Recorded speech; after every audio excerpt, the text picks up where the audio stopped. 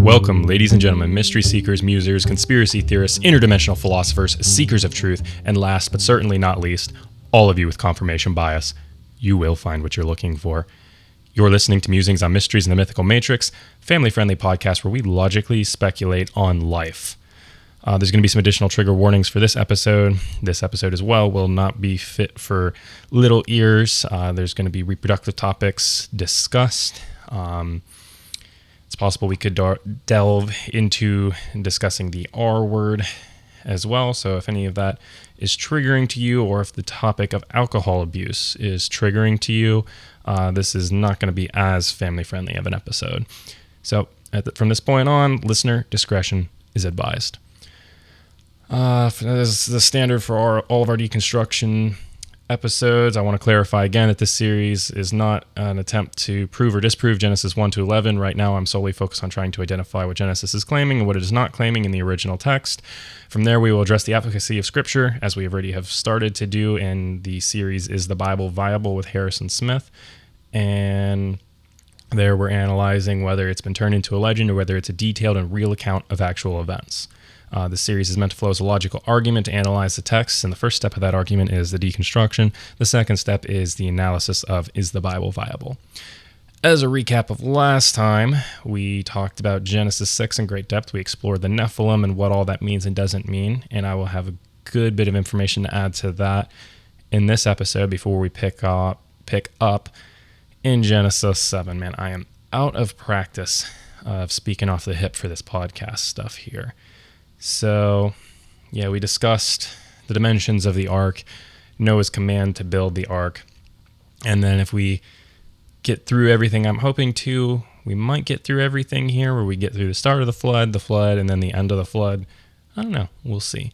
But Trace, you had some fish facts for us to pick up from last time. I think you were going to recap saltwater versus freshwater stuff, correct?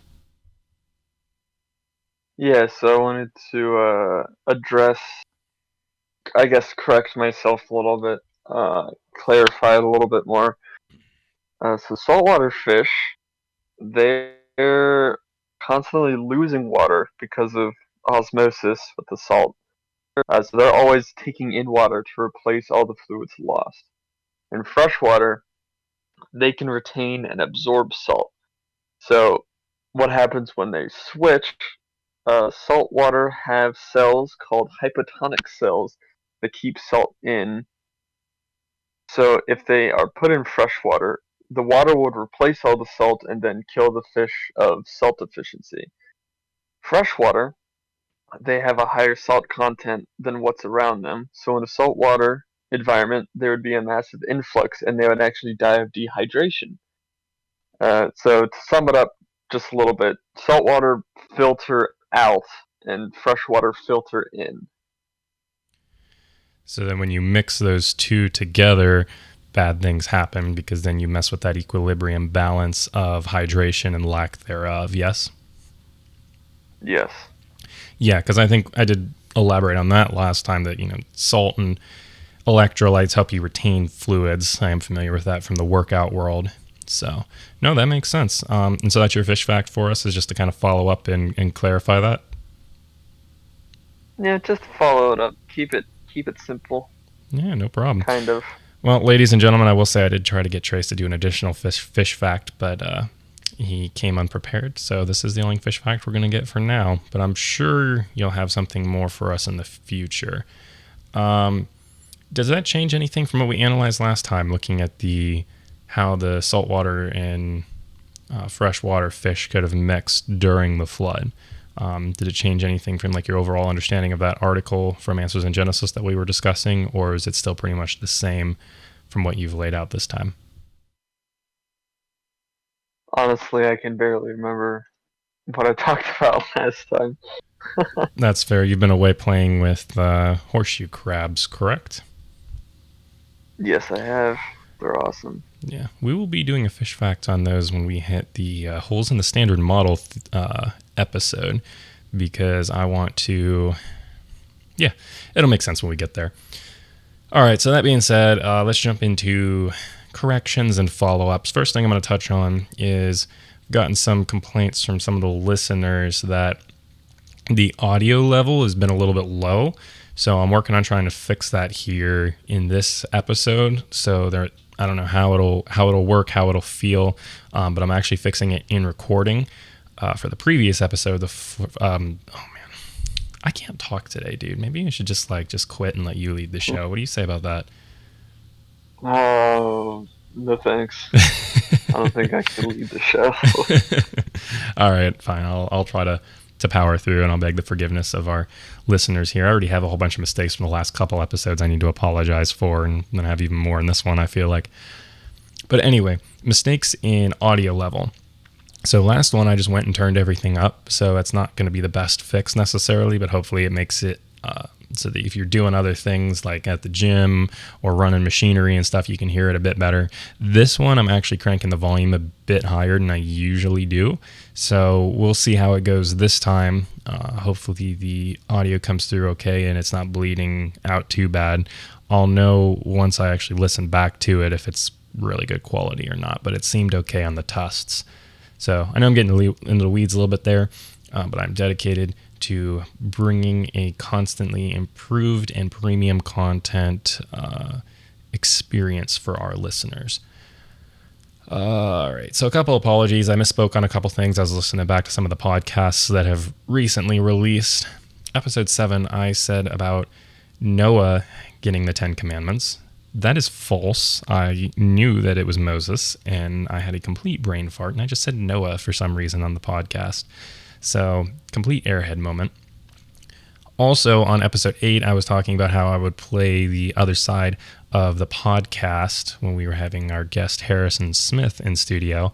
I meant I was playing the other side of the argument, not the other side of the podcast.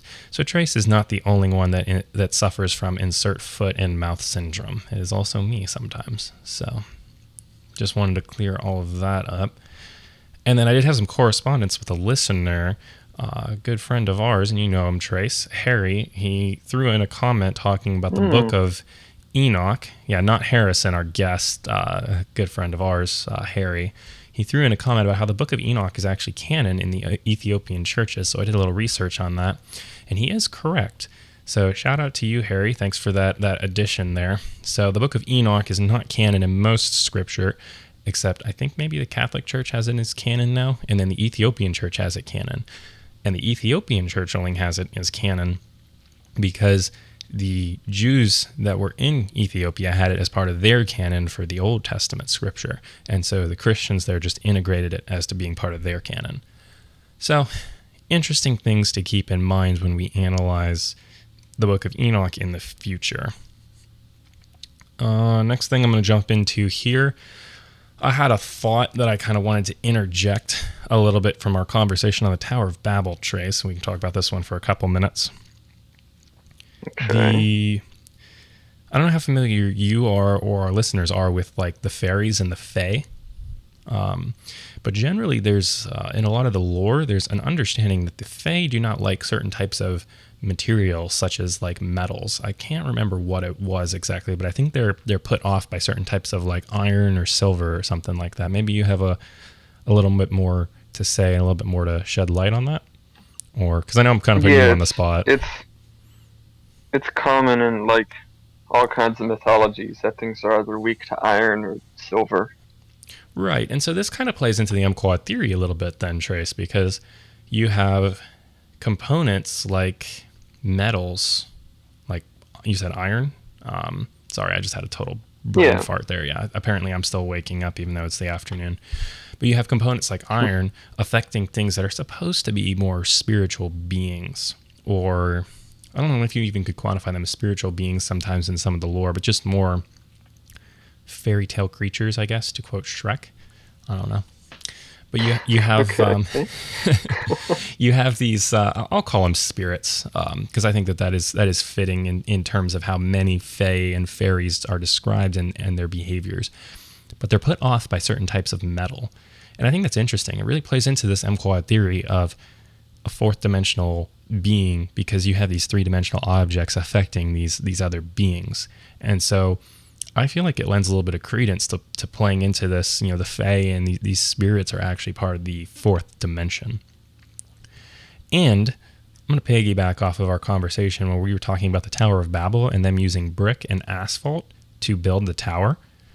I would suggest that maybe that's because they were trying to breach the spiritual, again, playing off of that idea I presented like 4 episodes ago, and that maybe they chose their materials to be that brick and asphalt because those things wouldn't affect the spiritual, if that makes sense.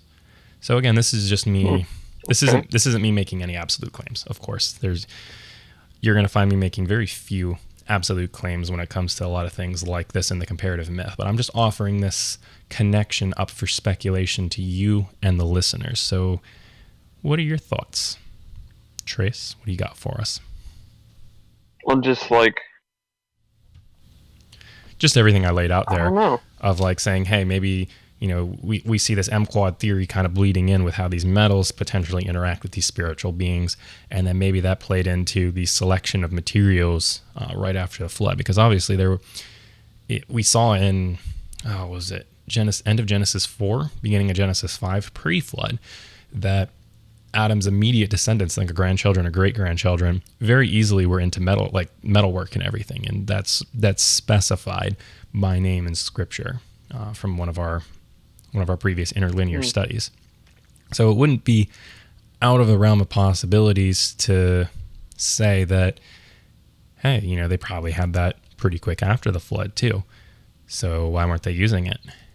Maybe it's because of their intent to try to breach the spiritual, trying to get back to that Genesis 6 interacting with the spiritual. And that's why God said, you know what? Nope, I'm done with this. Speak different languages, get lost. Yeah, that could definitely see a connection could be made there. Yeah, and that's what it's all about, it's just that logical speculation. So I just wanted to throw that out there. And before we jump into an ad break here, there was something I saw forever ago that I forgot to mention on the show. It's that a lot of Bible stories could be replaced with the tagline, Florida man does fill in the blank, and it would fit. So, perfect example of that. Florida man builds giant ark in his backyard. Florida man takes down giant with a slingshot. Florida man eats from fruit and dooms all of humanity to suffering. I don't know. I thought that one was pretty comical, seeing that floating around on social media, and had to definitely give that a call out. So unless you got your own Florida man tagline you want to throw in there, Mr. Trace, I am going to do a quick ad break here. No, let's just do the ad. I don't know. I'm not well versed in stories. All right, fair enough. Florida man tries to walk on water and fails. Quoting Peter there from the New Testament. And we're jumping into our ad break. And we are back, ladies and gentlemen, mystery seekers, musers, conspiracy theorists. If you were tuning in on YouTube, you just had like a 2-second pause in audio there, because I do not have ads running on YouTube that I can control. So that being said, let's jump into the meat of the matter here. I want to do one last follow-up from the Genesis 6 discussion. Genesis 6, 3, and 4 specifically was kind of what I was wanting to tackle, which is where the meat of the Nephilim subject is. So first and foremost, I want to do a correction. I can't remember if I said this on air or not, but I know I've said this plenty of times, and I blamed Emperor Constantine for doing away with the Nephilim, the belief that demons are the disembodied spirits of Nephilim, and the belief that Nephilim were the offspring of fallen angels. I was incorrect on that. I did a little bit of research. It was actually Augustine of Hippo that started shifting that thinking. So, correction there. And we will talk about some of his work, because I think it's relevant. He had some good points that kind of shifted when I kind of read his... what is it? I forget the name of his... he did like a commentary, if you will. I forget the name of it. But he did a commentary on the Genesis topic, specifically talking about like the Nephilim and everything. It's a really long read. I only picked out the sections that were relevant to the Nephilim discussion here. But I'll work through that. And he had some interesting thoughts, but he also had some mistakes. And so I kind of want to play with that a little bit as we start to bring these ideas back, because I think it's important to analyze the antithesis of the proposition I'm bringing here. Wouldn't you agree, Trace? There's a lot of big words, but yes.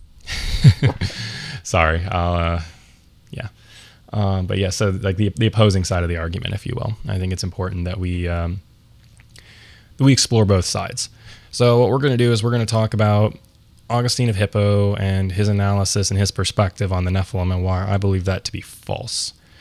So ultimately, he kind of had the approach in his commentary on Genesis 6 that he didn't really think it was possible that these angels could be fallen and that they could then produce offspring.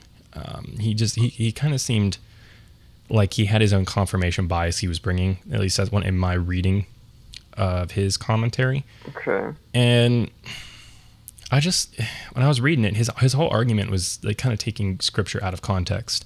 He took Psalm 82, which is talking about something quite a bit different, and he applied it to saying that the sons of God is humans and not actually these fallen angels. But we see this point countered in actual narrative in Job, because Job gives us that narrative, like I contrasted last episode, where the sons of God refers to the accuser, Satan, going before God and prompting the trials of Job. So he takes something that's poetry that has a different intent, and he tries to use that to interpret Genesis. Versus what I'm doing here is I'm taking another narrative where we see the same phrase used, sons of God, and using it to interpret this narrative from the same language. Job, I think the common understanding is that Job actually would have been written before the Genesis account was officially compiled and all put together, but I could be mistaken on that. Maybe things have changed since I last did my research on the topic, because that is a little dated. Mm-hmm. The next thing I want to really focus on is Genesis 6:3. Then the Lord said, "My spirit shall not abide in man forever, for he is flesh. His days shall be 120 years." This is right after the sons of God saw that the daughters of man were attractive, and they took as their wives any they chose. And then verse 4 talks about how the Nephilim were on the earth in those days, and also afterward, when the sons of God came into the daughters of man and bore children to them. These were the mighty men who were of old, the men of renown. So I've kind of just summarized / read Genesis 6, 1 through 4 there. Now, Augustine takes and he adds to Genesis 6:3. He says, "My spirit shall not abide in these men forever." That's how he interprets Genesis 6:3. How this actually reads in the ESV, "Then the Lord said, my spirit shall not abide in man forever." And a fun side note here is that the "in" actually has a footnote to it. And this could also be interpreted to be, "My spirit shall not contend with or wrestle against man forever," which was an interesting side note there, but I'll kind of shift back from that tangent. He adds an extra word here. So the word for man here is ba-adam. Let me check, make sure I got that right before I actually... Yeah, ba-adam, not be. Ba-adam. So it's just a conjugation of Adam, man, again. I looked into this here. I didn't write down all the different conjugations, but it's a very different Hebrew word in Strong's Interlinear Concordance that would be used if it was saying these men, referring specifically to the quote-unquote sons of God that Augustine is translating to be humans, not fallen angels. Are you tracking with all that so far, Trace? I think so. So he comes in with his own confirmation bias, and he puts in his meaning into Scripture that it's just not the case. So that's where I kind of start having an issue with Augstine of Hippo. I'm not familiar with all of his work as a whole. My understanding is he's a very devout Christian. He did provide a lot of insights to the early church. But this would be an issue where I have a major problem, because he actually takes and he adds a word into Genesis 6:3 because of his confirmation bias that is linguistically from the Hebrew language incorrect. And so that's important to bear in mind when we're looking at this idea of fallen angels having children with humans. He's trying to disprove that idea, but the evidence is to the contrary. And so he's actually having to take and I don't want to say twist, because that has a negative connotation, but he's falsely interpreting Scripture to fit his own agenda and ideas.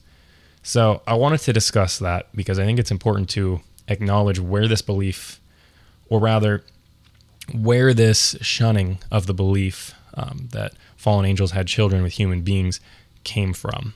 I think it's important to address the root of it. And so that was kind of my intent of wanting to dive into this here, and that was my main contention when reading his whole argument.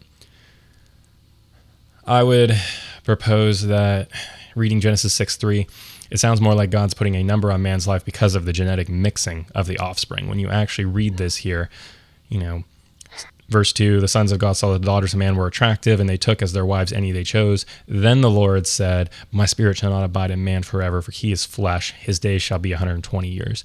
So to me, it sounds like God is more saying, hey, you know what? Because there's all this mixing going on, I'm going to put a limitation on how long man lives. Do you have any interpretations on that, Trace, for me reading that? Do you have any thoughts or anything you want to interject? I thought we already kind of covered this and somewhat came to our own conclusion of, well, yeah, like, that's kind of was part of the punishment as well, the limitation. We did come to our own conclusion, but I'm bringing new information to the table. So I just wanted to see if you had anything to add, or if you just still kind of hold to the same viewpoints. So I guess we got our answer there. You hold to the same viewpoints. Yeah. Sweet. All right. Well, cool. So interesting thing though, he does offer another interjection here, that the Nephilim may have been giants and that they weren't actually the mixes of the angels and humans. And you could read the account this way as well. So I wanted to bring this account, Augustine's commentary, in to shed some light onto this account because of that specifically. Because you could infer that the Nephilim are the children of these fallen angels and human hybrids, but you could also infer that the fallen angel human hybrids were their own thing, and that the Nephilim, being giants, were also just around at that point. Because in verse 4 it says, the Nephilim were on the earth in those days, and also afterward, when the sons of God came into the daughters of man, and they bore children to them. These were the mighty men who were of old, the men of renown. So you could interpret it either way here, where the Nephilim might not actually be those hybrids. It might be that the hybrids were kind of their own thing. So that was a valid point that I saw that Augustine of Hippo had in his commentary and analysis of the text that was interesting, and it was a way I had never thought to read the text before. Final point here, unless you had something you wanted to add? No. All right. Final point here, I dug into the whole Nephilim conversation a little bit more in the Bible. The Nephilim is mentioned one other time in Numbers 13:33-ish, where when the Israelites reach the promised land, they send out scouts, and the scouts see giants, and they report these as Nephilim. And there's some debate whether or not those were actually Nephilim. I think they are. If you read the text, there's like kind of in parentheses there where it clarifies that the Nephilim were still around. And this is further emphasized in Genesis 6 here, where it says, where the Nephilim were on the earth in those days and also afterward. So we see the Nephilim kind of just sticking around for a while. And the Bible goes on to say, I think this is from Numbers as well, that the sons of Anak are the Nephilim line, where the sons of Anak are like a specific lineage of Nephilim. So like the Nephilim is the overarching hierarchy or classification or order, if you will, and that the sons of Anak is a specific family within that genus, if that makes sense. And you see these sons of Anak referenced in Numbers, in Joshua when they get driven out of the Holy Land, so that you see the spies account is correct. And then as in Judges as well, it references how Caleb, he was Joshua's aide, helped drive out the sons of Anak. I think there was 3, and he helped drive them out of the land. And so he got land as a result of that. And you see that referenced in Judges. So all of that said, I know I'm kind of getting in the weeds a little bit further on Scripture, and that's not our intent. It's not so much to study that, but I kind of want to throw that out there for our listeners if anyone's interested in doing readings on the subject. That way, you kind of have a place to start. But this is not the only time Nephilim and the lineage of Nephilim is discussed in the Bible, is Genesis 6. So then that brings up the question of, maybe these were just giants, because Nephilim is interpreted as giants as well when you are translating that word for Nephilim. It might even just be like a similar one to Nephilim. I never actually looked at that specifically. Trey, say something smart while I look that up real quick. Horseshoe crabs swim upside down. There's your second fish fact. I love it. You did good with being put on the spot there. I was kind of curious what all you would have to say. So, yeah, no, that was good. That's it. I had no idea what was going to come out of my mouth, and I'm glad it was that. Yeah, it's fish facts. It's always going to be fish facts. As long as it's not profanity, we're good. All right, so the word here is ha-nephilim. So yeah, it's Nephilim or Nephilim, depending on how you want to read the original Hebrew there from Genesis 6:4. So yes. That being said, I think I'm good on this Genesis 6 topic of Nephilim. I just kind of wanted to touch on that a little bit. Trace, did you have any final thoughts you wanted to add? Because I kind of just been rambling a bit here, so I wanted to give you the floor to finish up anything else you have to say before we continue on. No, I don't think I have anything really to add much. All right, fair enough. Well, we will be back to resume our Genesis 7 study after this brief word from... All right, ladies and gentlemen, mystery seekers and musers, we are back, and I will leave it up to the listener discretion as to if you think I accidentally pressed the stop button a little bit too soon, or if I got cut off by our sponsor. That will be for you to decide. So, Trace, an octopus holds a gun in each tentacle, aims it at a cat that's standing and facing him off. The cat says to him, "You're one short, bud." Oh, I get it. That's funny. It took me a minute to get this one, so for our listeners out there, it's because of think about how many limbs the octopus has and how many lives a cat is supposed to have. No, I feel like you ruin it if you explain the joke. Just let them suffer if they don't get it. Fair enough. Maybe I should have to go back and edit that out and just let them suffer. It took me a minute, and so I was like, you know what? Like, I'm gonna help people out if they're struggling with that one there. But no, you're right. Maybe we should just make it a rule: no explaining jokes on air. People just got to figure it out, you know. Okay, so now we're gonna jump into Genesis 7 and. Don't have it quite queued up, so just give me one moment here. Trey, say something else smart.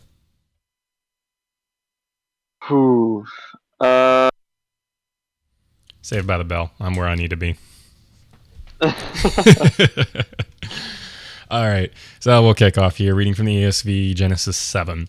Then the Lord said to Noah, "Go into the ark, you and all your household, for I have seen that you are righteous before me in this generation.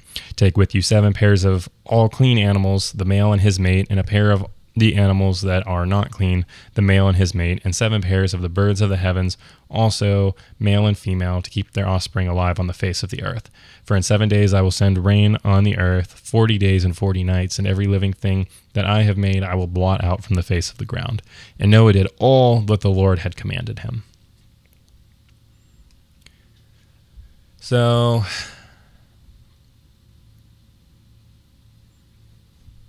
it sounds like God kind of brought the creatures to Noah. That's kind of more my reading of this. Maybe you had a different interpretation, Trace. But my understanding is that just the animals just kind of were there for him to take in. I don't think he had to necessarily go out and round them up, because rounding up 2 of every kind of animal in 7 days and 7 of certain kinds of animals in 7 days is definitely a daunting task for a total of 8 people to do. Yeah, that's a little much. But then my question would be, how do the animals know to be there? And that's where some theologians would propose the idea of like divine intervention. Also keep in mind is that animals were still not on the menu at this point. So, man, I keep forgetting that trigger warning for those carnivores. Oh, well, sucks to be them. But animals are not on the menu at this point. So there's also a verse in, I think, Genesis 9 that talks about how animals are not, what's the word? They're not afraid of man until Genesis 9. They're given that fear, that survival instinct, if you will. So that's just kind of another another way to look at everything here. So, and then keep in mind as well, when we're talking about this, it wouldn't have been every single subspecies of animal marching onto the ark. It would have just, you can get all the breeds of dogs from things like wolves. So you don't have to have like poodles and everything else on board. You have to, you just need that main kind, that main like, I don't even know what to call that, but that one species that has all the genetic information for everything else. And Answers in Genesis talks about this one a bit as well. I got some of this information from them when I attended a course that they offered a while back. So that's just important to bear in mind. Is we're not trying to talk about ramming every single subspecies of critter onto the ark. We're just talking about fitting what's absolutely necessary. And the Ark Encounter project that's in Kentucky breaks all of this down, and I'll actually be doing a visit there in about a week or so. So I'll be doing a report on that for probably our next episode. And so I'll talk about that a little bit more in depth and kind of summarize everything we've been talking about in this episode, the last episode, and if there's another flood episode we have to do as well, because we are already, we're already over half an hour into the show, Trace. So I guess I got to keep moving here. So we can always break it up into multiple episodes too. We could. I'm trying to get through this. I feel like the rest of this will kind of flow a little bit quicker because it'll just be me kind of reading large sections and commenting on it. We've kind of delved into that deep interlinear area that we usually end up hitting, and now it's just kind of that downhill coast. But anything you want to interject in all of this? No. Okay, so verse 6. Noah was 600 years old when the flood of waters came upon the earth.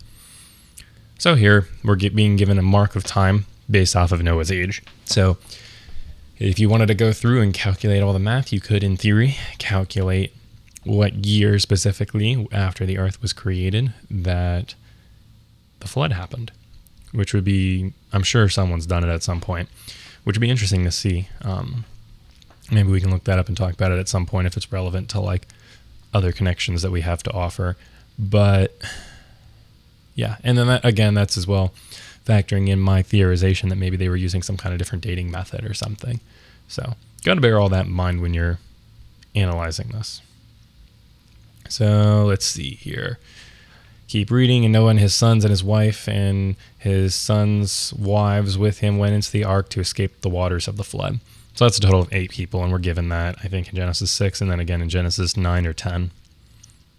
Of clean animals, and of all animals that are not clean, and of birds, and of everything that creeps on the ground, 2 and 2, male and female, went into the ark with Noah as God had commanded Noah. And after 7 days, the waters of the flood came upon the earth. So I think there's a section in here. Yeah. Where it just says 2 and 2, so two of each, one male, one female went into the ark. But we're also given that that different instruction early on in the chapter here, where it says, "Take with you 7 pairs of all clean animals." And so I wouldn't see this as a contradiction. I think it's just kind of more of a summary that we're being given. Is like, hey, God said to do all this. Noah did all the Lord had commanded in verse 5, and then we're getting another summary that, hey, here's everything that that went on in quick summary version. So, Do you have something you wanted to add there? No, I was just agreeing with you. Sweet. I like it when you agree with me. I also like it when you disagree with me. It's a lot of fun to be right. I mean, to hear the other side. Okay. Hey, I've corrected. There is evidence on this podcast of me correcting you. Yeah, it's true. It's true. I jest, good friend. I jest. Okay. Verse 10. And after 7 days, the water of the flood came upon the earth. In the 600 year of Noah's life, in the 2nd month, on the 17th day of the month, on that day, all the fountains of the great deep burst forth, and the windows of the heavens were opened. Now, this verse I want to talk about for a minute, because this is really cool here. The fountains of the great deep burst forth. That is a detail you wouldn't be able to get right unless you really knew a lot about science and geology. Scientists have analyzed the Earth and have found that there's oceans. I've seen articles about this over a decade ago, that there's oceans worth of water underneath the Earth's surface. And so this is a really cool interjection here, that this verse right here, Genesis 7:11, the fountains of the great deep burst forth. This predicts that there are deep fountains underneath the earth, and we still have that today. So this is a prediction here where the Bible is predicting scientific discovery thousands of years before the scientific discovery is actually accomplished, which I think is pretty cool. I think that this here is kind of a good, a good right cross. It's your good finish punch, if you will, to your combo, to kind of throw in that last heavy strike and be like, yeah, the Bible knows what it's talking about, because if it didn't, how would it get this detail right here? Furthermore, this would be a proposition for how Pangaea, which was the original continent that was created in the beginning, was split into the 7 continents that we have now. I had to pause for a second to actually count in my head and make sure we did indeed have 7 continents. That's a little embarrassing. But sometimes I'm a little bit more geared towards just kind of having fun on the podcast. And I think that's just kind of one of these days here is like, I just want to have some fun, So,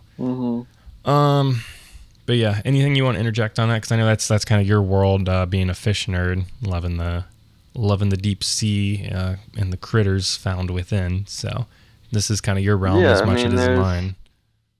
There's hydrothermal vents that we see today, so there's obviously something beneath the oceans, and I did see something a little more recent than a decade ago about like oceans of water being underneath the oceans. And plus, there's caves and everything too that are filled with water, or just like reservoirs that are filled with water. I'm pretty sure if you dig down enough, that there is like, you start hitting like a layer of wet dirt, or just like water. So there's always going to be water kind of underneath. That kind of goes back to the first few episodes we did, where like water is a big thing everywhere. Yeah, fair enough. Yeah, and there's even like, what is it? Like there's oceans under the ocean, like not even just under the crust, but there's like just water that sits more densely and actually forms like pools. And so when you see like the salty lagoon or whatever on SpongeBob, that's actually technically correct, I think, where there would be like... Yeah, actually, a cool other little fact, the creator of SpongeBob, he was a marine biologist. For some reason, that does not surprise me in the least. To make a show about fish, you kind of have to be a fish nerd. I feel like that's just kind of a requirement, But anyway, we're tangenting off here a little bit. But yes, all that to say is that there is credence and validity to what the Bible is claiming here in this verse, which is really cool, because if the Bible can get this detail right, that means that it's probably describing a real event. It would be really hard to manufacture these details. So let's pick up in verse 12 here. And rain fell upon the earth 40 days and 40 nights. And I think this is the first time we have, it's not quite the first time that we have the word rain used, because the first time is when God's saying it's going to rain. But before that, I don't think that was used at all in any of the early chapters of Genesis. I'm pretty sure we've mentioned this before, so I'm not going to go into depth on it, but I just kind of want to double tap that point. Verse 13, on the very same day, Noah and his sons, Shem and Ham and Japheth, and Noah's wife, and the 3 wives of his sons with them entered the ark. They and every beast according to its kind, and all the livestock according to their kind, every creeping thing on the earth according to its kind. Just goes through and lists all the creatures. Verse 15, they went into the ark with Noah, 2 and 2 of all flesh, in which there was the breath of life. And those that entered, male and female of all flesh, went in as God had commanded him, and the Lord shut him in.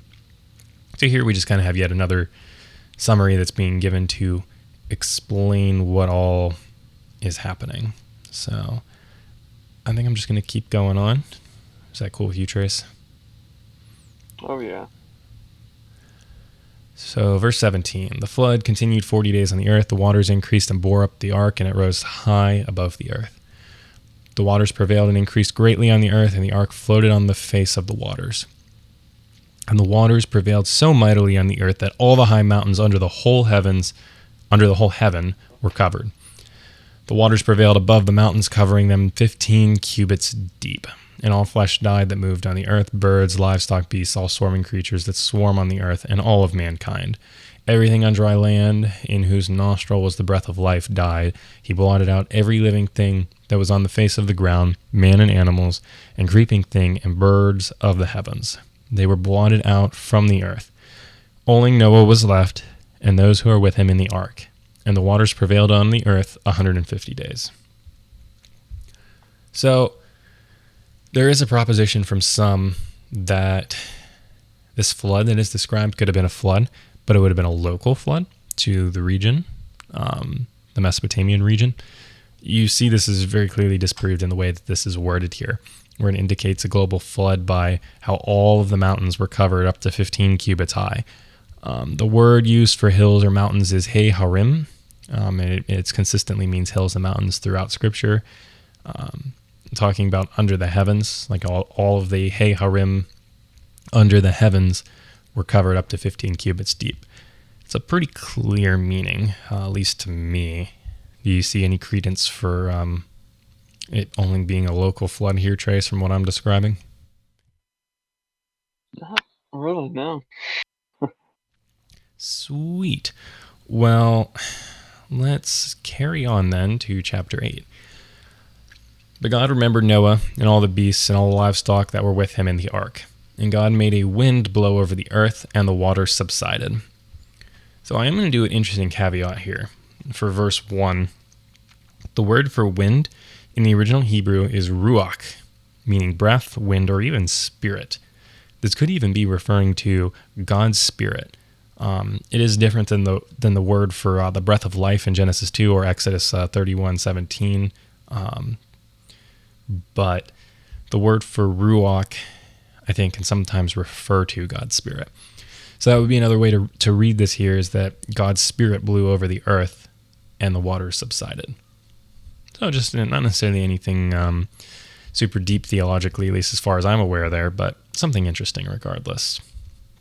The fountains of the deep, reading in verse 2, the fountains of the deep and the windows of the heaven were closed, and the rain from the heavens was restrained, and the waters receded from the earth continually. At the end of 150 days, the water had abated, and in the 7th month, on the 17th day of the month, the ark came to rest on the mountains of Ararat.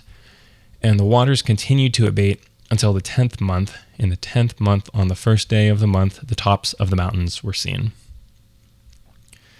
So, again, you have that the springs of the deep were closed. It's another specification.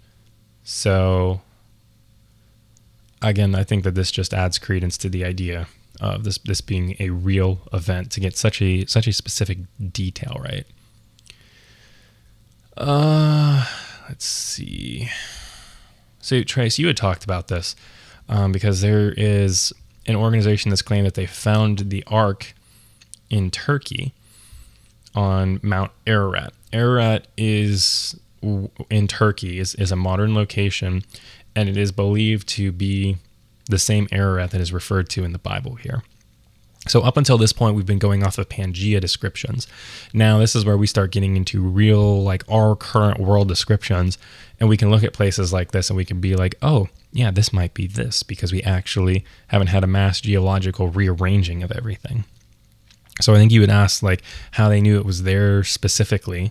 And I don't know if there's any credence to their find or not. I'll look into that more when I go to the Ark Encounter. They supposedly have research debunking that claim. But Mount Ararat is indeed in Turkey, and that is that's what's named here. So that was an answer to your question. I know we had kind of talked about that offline a little bit, so I wanted to specify that.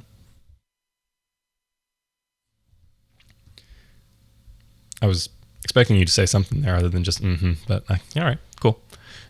Oh, I thought you were like gonna keep going with that. I didn't know you were waiting on a response to me. No, you're good.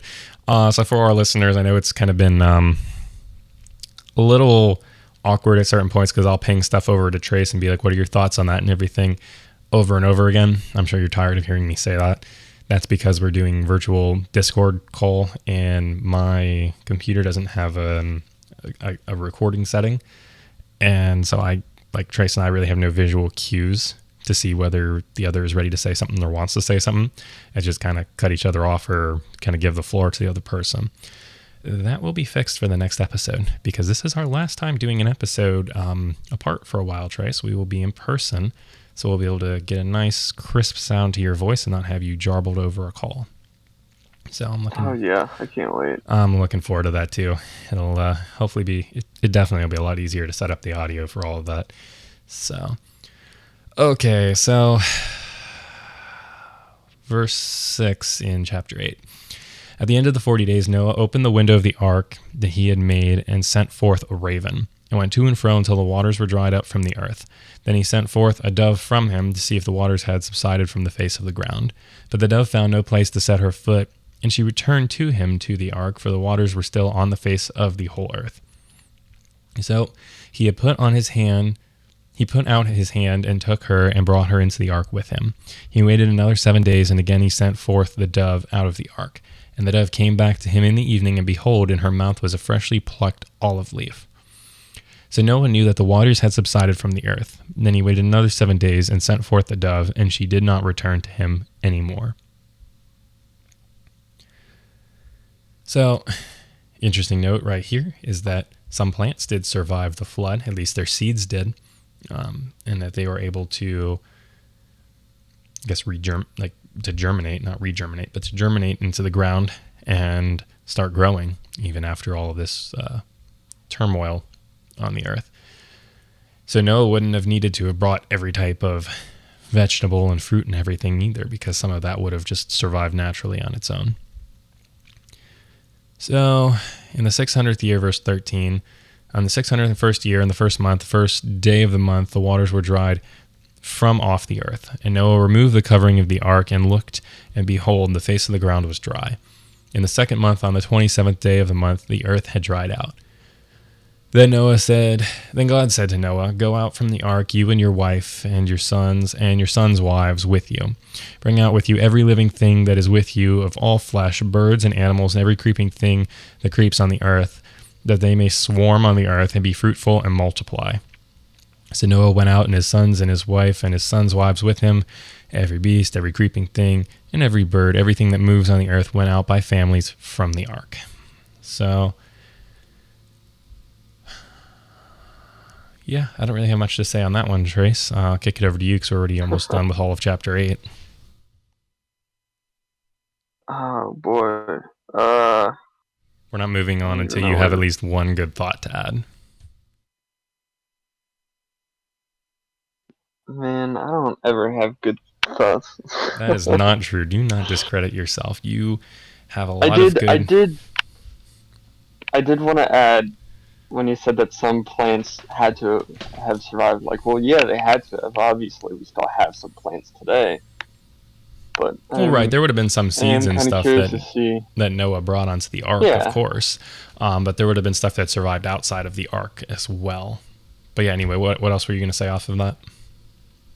It's just a general observation. It's like, I'm curious to see, like, how they changed, like how plants changed after the flood too. Well, the environment would have been different for sure, and so you have it's not as, what's the word? It's not as hospitable of an environment for plants now. So that's why you have certain things sometimes going extinct, even in modern eras, because the world is just not as hospitable as it used to be, where all of these things could have naturally thrived on their own because of that perfect creation. But now things are at a bit less of an equilibrium, and so that's where you have those fluctuations. Another thing worth noting, too, the Ice Age is talked about. There would have been an Ice Age after the flood, because Trace, what happens after you get out of the pool all day in the summer? Or you do a really long like water gun fight or something. After It's chilly. yeah, it gets kind of chilly. So naturally, the Earth is it takes a really big bath, and then everything subsides, and it starts to get cold.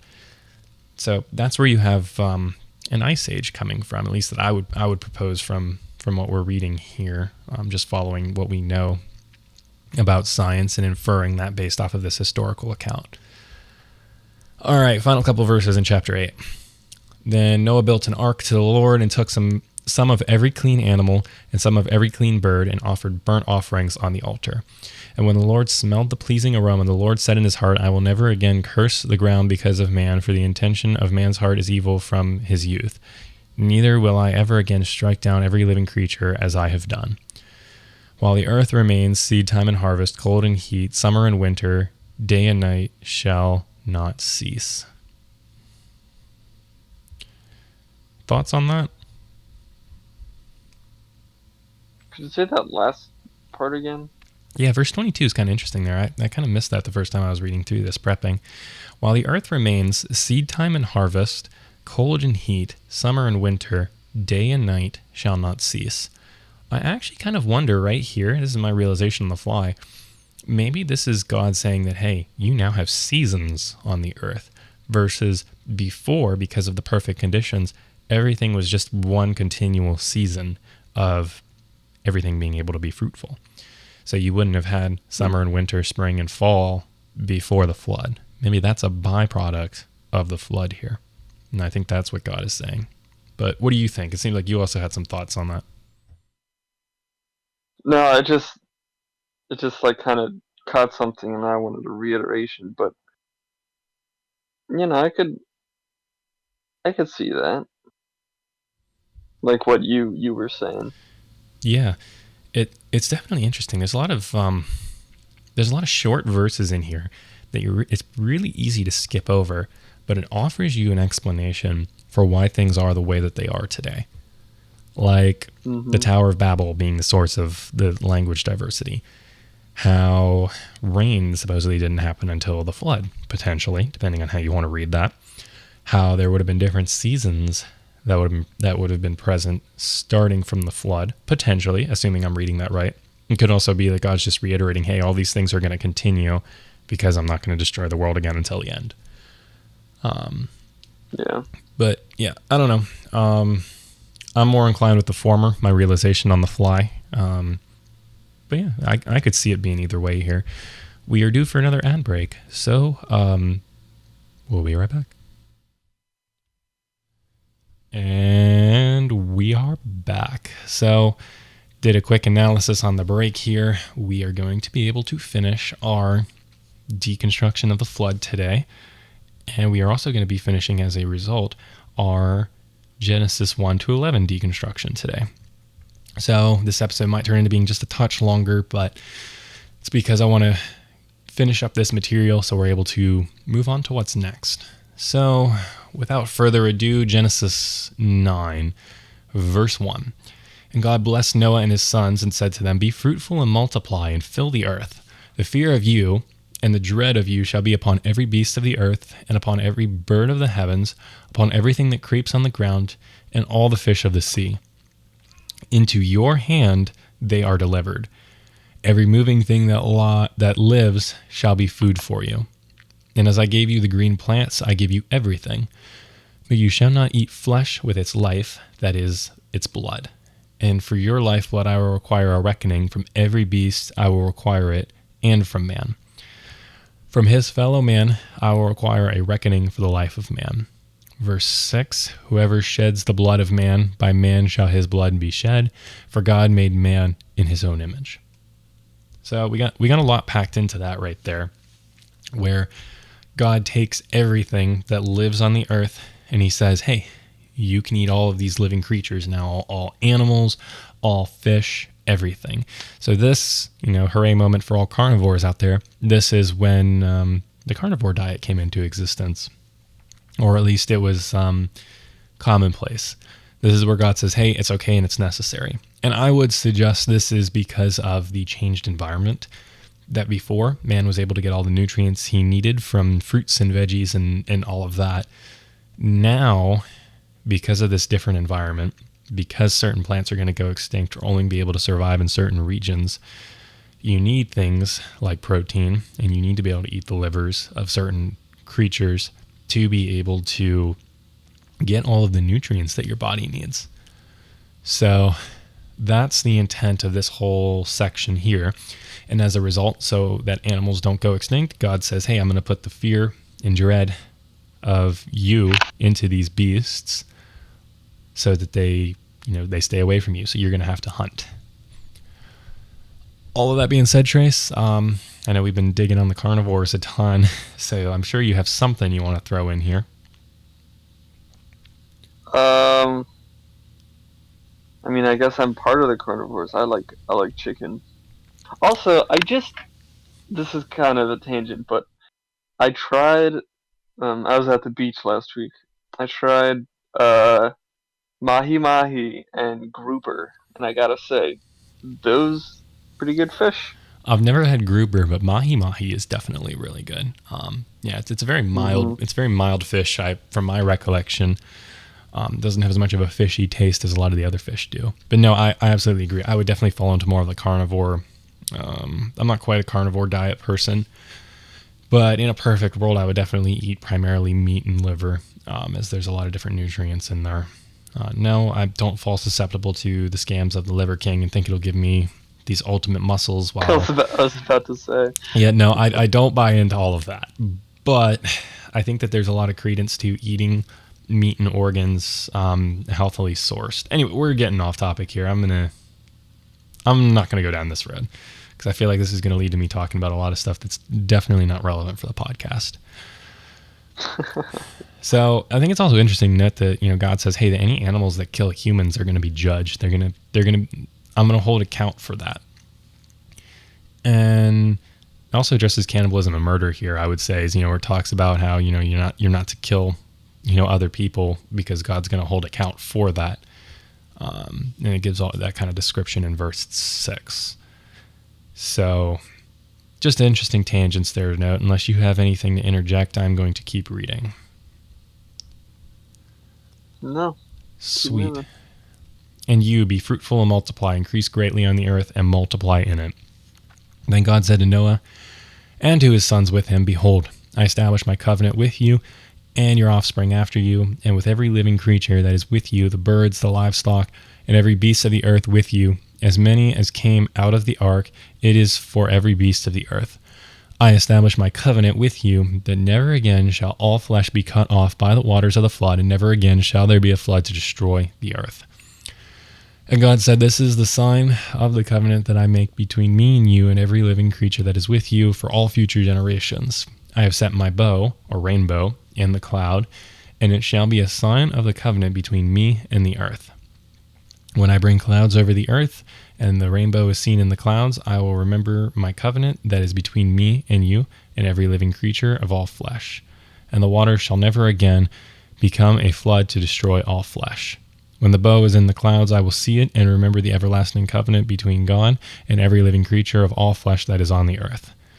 God said to Noah, this is the sign of the covenant that I have established between me and all flesh that is on the earth. That was a mouthful, Trace. I'm going to take a breath and take a quick drink. Say something smart.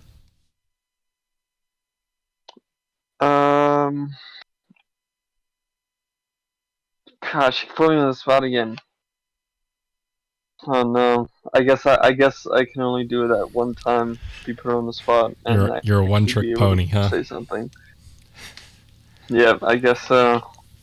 So I would propose that the fact that the rainbow is emphasized so much here is because of that changing of the canopy and the changing of like the prism of light to where now there is refraction when there's rain because there hadn't been rain before, and because that canopy would have already caused that refraction, so the whole earth would have basically been constantly covered in a rainbow.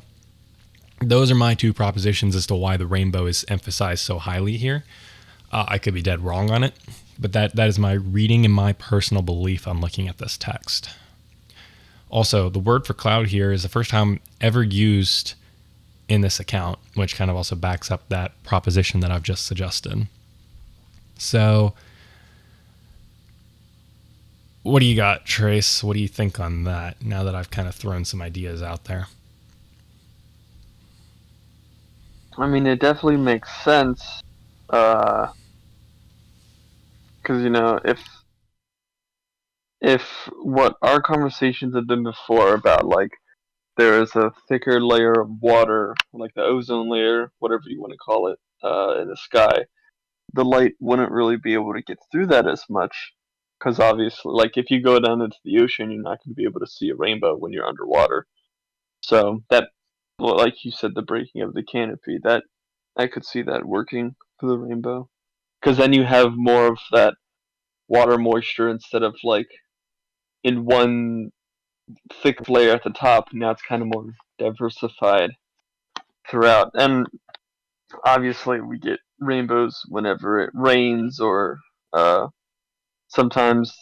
I actually don't know how it happens, but sometimes there'll just be like a rainbow cloud. Do you know what I'm talking about? Yeah, I think that just has to do with just like the moisture in the air being hit the right way with the sun's rays and like kind of projecting onto it.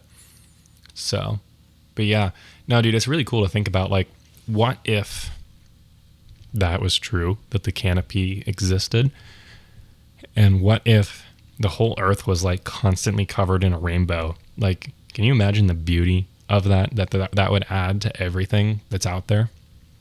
Just like having refracted, like, split light from like a prism in the sky hitting the ground. Like, that would be pretty freaking cool. Yeah, that'd be kind of crazy. Yeah. It's yeah. All right. Well, so for the last section here, we get into the narrative again. I really don't have too much to add, so I'm just going to summarize the account, and then we'll do creature talk and finish up. So basically, we kind of start kicking off into talking about Noah's descendants, but we get the stage set for us in the rest of Genesis 9 here,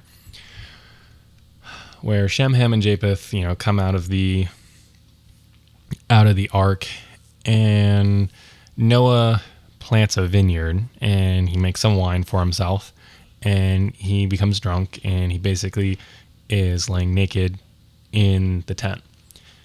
And one of his sons, Ham, goes in and sees that he's naked, and he kind of laughs at him and's like, "Oh, hey, brothers, come check this out. Dad's naked inside the tent because he's drunk." And the other two are like, "Dude, that's not cool." So they go in, they face away so they don't even see, their dad naked, and they cover him up so that he's not embarrassed. And so Noah wakes up, and he finds out what happens, and he puts a curse on Ham's son, Canaan, and he blesses his other two sons for what they did. And then it says that Noah lives another 350 years, and then he lived 950 years total, and then he dies. And that's the end of our Genesis deconstruction right there. And then that sets the stage for the Genesis 10 lineage that we get, where we get the account of all of these so-and-so begat so-and-sos again. And then that also sets the stage for the Tower of Babel. So, only thing I'm really going to add at this point is, like, dude, I might have drinking problems too if I saw the whole world covered in a global flood. Like that's understandable. I'm not saying alcohol abuse is okay, because it's not, but it's definitely, like, it's understandable. Like, dude had been through it, man. Oh yeah. So yeah, no, there's no blame on him there. No, for sure. All right, Trace, you got any final thoughts for us on everything we've talked about? Because we've just blitzed through 3 chapters of Genesis in one episode, and also managed to touch in on Genesis 6 a little bit. Yeah, it's a lot. It's definitely a breath of fresh air on the other side. Yeah, for sure. Well, why don't you give us your creature fact then, and then we'll start wrapping up. Okay, so I do want to do a full episode on this guy, because we've done a lot for it as well. Not but the Thunderbird. Oh, never mind. I take it back. Heck yeah. So it's a Native American monster legend. It is a giant bird that's big enough that the flapping of its wings sounds like thunder. That's where it gets its name from. Uh, it could shoot lightning out of its eyes. There's a few legends even. I'm gonna have to fact check this. But supposedly there's a few legends out there where they say it could pick up a whale with its talons. That should give you a nice little size estimate. Um, and of course, it's Native American, so different tribes have varying stories of this guy. So, uh, in Native American stories as well, a lot of things have like a meaning to it, kind of. So it has varied meanings from like uh, the Thunderbird is the herald of summer, and it's it's like a protector in some too. So we will get into a full episode on this because uh, there's just a lot to go in there, and I think it's pretty cool. And we've even like a few years ago we did some Thunderbird deep dives. We could dive so much deeper than what we did, though. I feel like we like barely just Oh scratched the yeah. surface. But no, that's an awesome one. I freaking love the Thunderbird, man, dude. I'm trying to keep it short because we're like an hour at 6 right now. But you bring up the Thunderbird, which is like one of my favorite topics. So we really Well, we gotta we'll save it for the full episode. no I no. kind of had a I'm brain fart. I'm gonna That's the talk first about. thing that popped in my head. So I was like, we're gonna just do a little teaser for it. Wait. I asked you like half an hour before we started recording, hey, make sure you have your fish fact and your creature fact set. And you're telling me that Yeah. you just made up a creature fact on the fly. No, no. Although that would be actually no, I did. Yep, totally did. That makes me sound a lot more intelligent. uh, I do want to talk about this for a minute, though, since you did bring it up. I don't want to save Sure. everything for a future episode. But so the Thunderbird, my understanding is that it definitely resembles a pterosaur variant. Do you agree? Uh, mm, I want to say maybe a pterosaur. It's just a giant bird, which wouldn't be out of the ordinary for some prehistoric bird that we haven't discovered yet. And I'm sure there's also other giant birds that we might have found, but Yeah, I was not about to say, I was from about to my ask you immediate that because knowledge. the only thing I'm really familiar of that's like massive would have been pterosaur family, or like I think that there's like I forget what they're called, but there's a couple of families that are like related to the pterosaurs, but not quite the pterosaur genus or whatever. I could be wrong, but I don't think there's any other really big birds that we've discovered as of yet. I don't know. I think it's interesting that you talked about how it is the bringer of summer, you said, or it's like the herald of summer. So Yeah, I saw. two propositions Sorry, for go on. two propositions for that, and then you can jump in here and share your thoughts. Proposition one, it's a oh shoot, just totally spaced on the scientific terminology of it. It's cold-blooded. Maybe it likes the heat or the warmth. Maybe it needs the warmth, and it can only be seen when things start warming up, because otherwise it's in like kind of that hibernation freeze state that like alligators go into, where they're awake but they can't really move. Other proposition, and this is definitely biased from the M-Quad perspective, but maybe it's talking about a phoenix, or maybe it's an analogy of the sun that's kind of a nod to the phoenix. What do you think? I mean, I don't. I don't know if it would be a phoenix, but I did find what the largest bird ever discovered is so far. I know the largest living one is the condor. Is there anything that's bigger than that that's been found prehistoric? Oh yes, the Argentavis. It is a bird that is found in central and northwestern Argentina. So the location is a bit off, but the wingspan is 20 24 feet to 26 feet. Okay. So it gets pretty big. Yeah. And I mean, just because it would have been in South America doesn't mean that it wouldn't have been up here, because, again, I could be mistaken here, but I think things like the jaguar and stuff, like a long time ago, were in North America as well as South America. And now it's just predominantly South America because of the dense jungle. There's my child screaming in the background again. But yeah, definitely interesting to speculate on. We'll have to do much more of a deep dive here. Trace, you got anything else for us? No, I think that's it from me. All right. Well, thank you, ladies and gentlemen, mystery seekers and musers, conspiracy theorists, all of you out there listening on the earth, above the earth, or below the earth, for tuning in to this episode on Musings on Mysteries and the Mythical Matrix as we wrap up our Genesis 1 to 11 Deconstruction series. We'll be picking up our series, Is the Bible Viable?, when we have more availability from our guest, Harrison Smith. And then we'll be diving into some other topics, some reports on my explorations as I return to the great state of Pennsylvania to link up with Trace, and then to also start exploring other stuff, like asking questions about the standard model and kind of build off of the groundwork that we've built with Genesis, to start asking questions to prompt speculation a little bit more beyond what is taught in your general high school biology classes. So with all that being said, you can find us on Instagram and TikTok at m.quad.musings.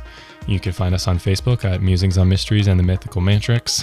You can email us at m.quad.musings@gmail.com. Again, that's m.quad.musings@gmail.com. And I think that's all I got for today. So thanks for tuning in, and I'm looking forward to having you all join us for the next episode.